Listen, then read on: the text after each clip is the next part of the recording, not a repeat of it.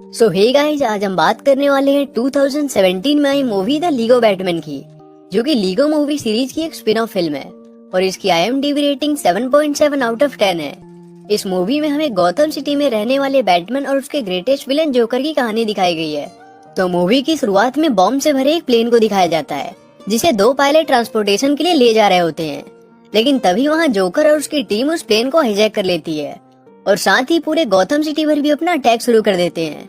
उसके टीम में scarecrow, Ben, कैटवुमैन, to face और क्लेफेस जैसे कई विलन शामिल होते हैं। वहीं गॉथम सिटी के कमिश्नर गॉर्डन को ये बात पता चलने पर वो बैटमैन को सिग्नल सेंड करने की कोशिश करते हैं, लेकिन उन्होंने उसे भी बर्बाद कर दिया होता है और बैटमैन की गैर मौजूदगी में वो धीरे धीरे पूरे सिटी पर अपना कब्जा जमाने लगते हैं।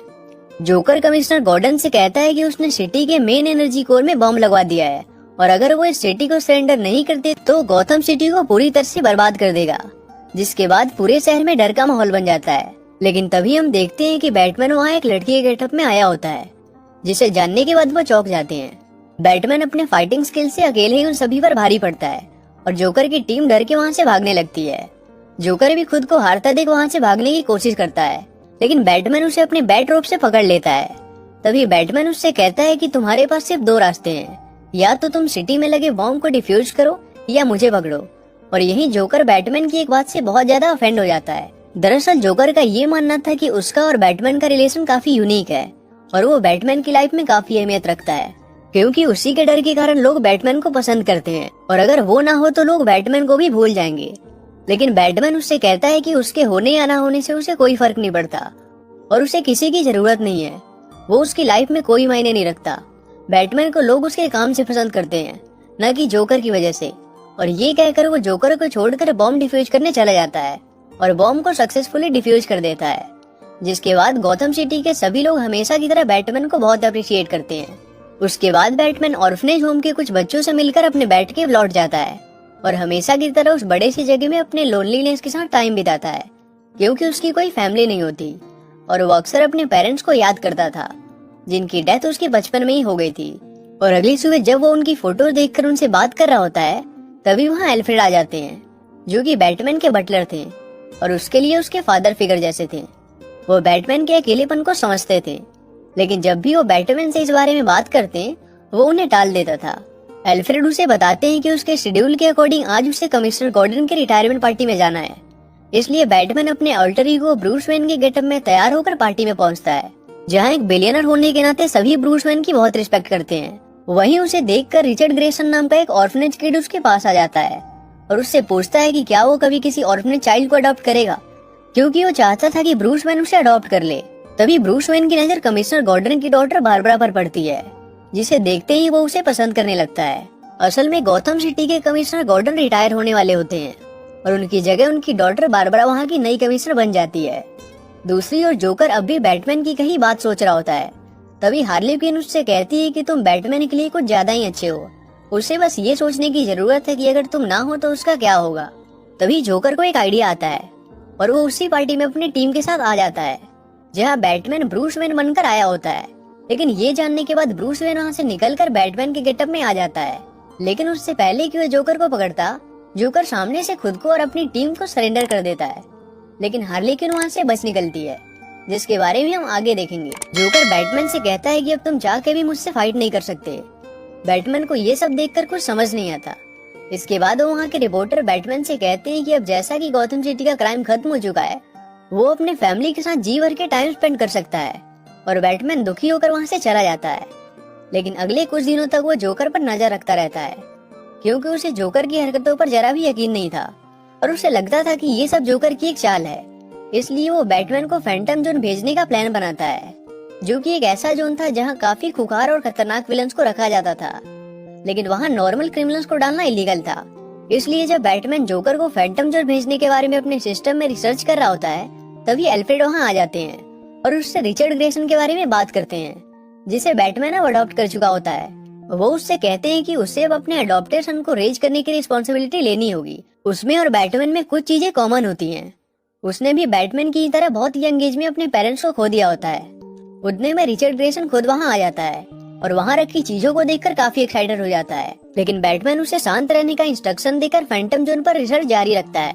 जिससे उसे पता चलता है कि जोकर को फैंटम जोन प्रोजेक्टर नाम के डिवाइस की मदद से डायरेक्टली फैंटम जोन भेजा जा सकता है। लेकिन साथ ही उसे पता चलता है कि वो डिवाइस सुपरमैन के फोर्ट में एटॉमिक कोल्ड्रन में काफी सेफ रखा गया होता है और उसे वहां से निकालने के लिए एक पर्सन को स्मॉल, एक्टिव और काफी एक्सपेंडेबल होना होगा। इसलिए वो रिचर्ड ग्रेसन को अपने साथ ले जाने का तय करता है। लेकिन उससे पहले वो उसे अपनी ही तरह कॉस्ट्यूम देता है और उसे रॉबिन बना देता है और दोनों बैट कार में बैठकर सुपरमैन के फोर्ट जाने के लिए निकल जाते हैं। वहां पहुंचकर बैटमैन रॉबिन को इंस्ट्रक्शन देता है कि जब तक वो सुपरमैन को बिजी रखता है, इतने में वो एटॉमिक कोल्ड्रन से प्रोजेक्टर को चुरा लेगा और रॉबिन ऐसा ही करता है।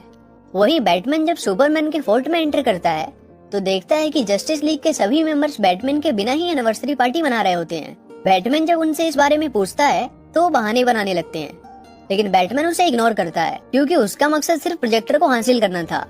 और इस बीच रॉबिन प्रोजेक्टर को कॉल्ड्रन के अंदर से निकालने में कामयाब हो जाता है, जिसे लेकर दोनों वापस आ जाते हैं और रात को चुपके से आर्कम असाइलम में घुस जाते हैं जहां जोकर को रखा गया होता है।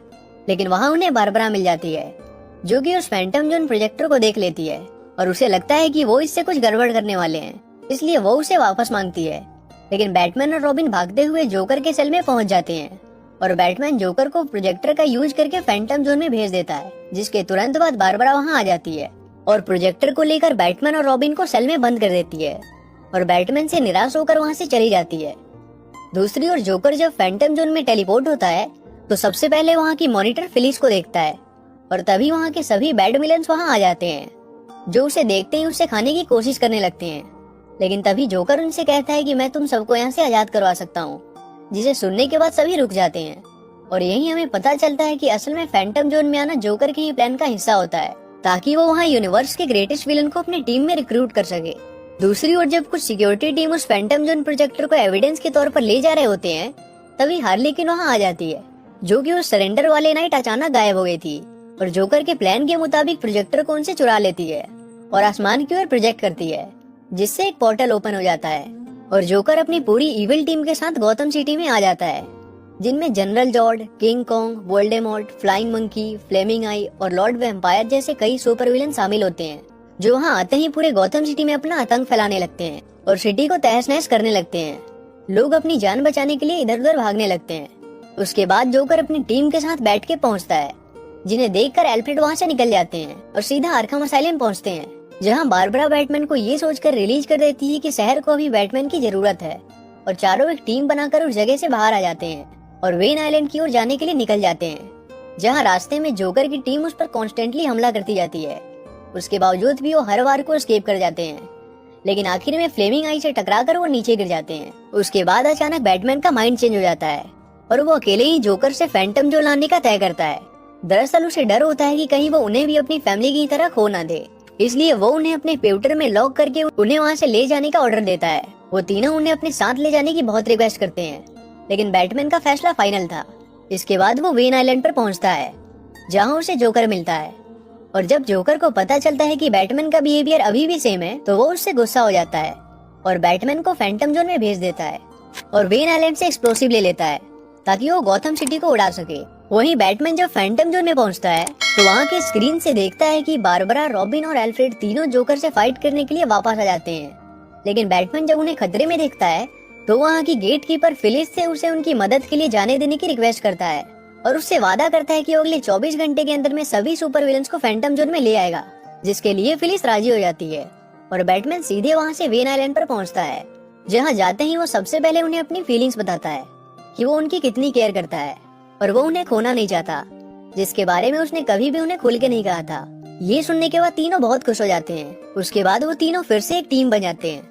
तभी वहाँ जोकर के पुराने साथी भी आ जाते हैं, जिन्हें जोकर अपने नए टीम के आने के बाद भूल गया था, इसलिए वो सभी उससे बदला लेने के लिए बैटमैन को ज्वाइन कर लेते हैं और सभी साथ मिलकर जोकर की टीम को डिफीट करने के लिए आगे बढ़ने लगते हैं, जो वापस से उन्हें फैंटम जोन भेजने की कोशिश करते हैं। लेकिन इस बार वो उनसे बचते हुए उन पर अटैक कर देते हैं और वहीं बैटमैन रॉबिन को अपने कुछ फाइटिंग स्किल्स के बारे में भी बताता है और बारबरा लॉर्ड वैम्पायर से फैंटम प्रोजेक्टर वापस ले लेती है, जिसके बाद वो एक एक करके सभी सुपर विलन्स को फैंटम जोन में भेजते जाते हैं। लेकिन तभी जो बॉम्ब जोकर ने प्लांट किया होता है वो एक्सप्लोड हो जाता है और गौतम सिटी 2 हिस्सों में बंटने लगता है, जिसे रोकने के लिए वो सभी साथ में चेन फॉर्म करने का प्लान करते हैं।